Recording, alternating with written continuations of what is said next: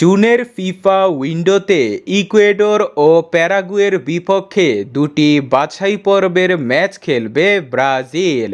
2026 বিশ্বকাপের আর বাকি আছে এক বছর। এরই মধ্যে সাবেক কোচ দরিবাল জুনিয়রকে ছাঁটাই করেছে সিবিএফ। বিশ্বকাপকে ঘিরে সবকিছু নতুন করে শুরু করতে চায় ব্রাজিল। নতুন কোচের অধীনে ইকুয়েডরের বিপক্ষে ম্যাচটি হতে পারে নতুন দিনের সূচনা, কারণ হাই প্রোফাইলের কোচসহ ব্রাজিল দলে ফিরছে সিনিয়র তারকারা, যারা তিতের সময় ব্রাজিল দলের মূল আকর্ষণ ছিল।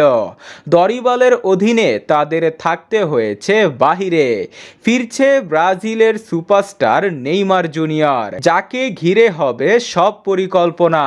গোলকিপিংয়ে অ্যালিসন, ডিফেন্সে ক্লাব ও জাতীয় দলে দুই প্রাচীর মেগালেস ও মার্কিনিয়াসের পাশাপাশি থাকবে আবনার ও ভ্যান্ডারসনের মতো তরুণ ফুলব্যাক। 4-2-3-1 ফরমেশনে মিডফিল্ডের সমস্যা দূর করতে ফিরছেন ব্রাজিলের মাঝমাঠের কাণ্ডারি ক্যাসেমিরো।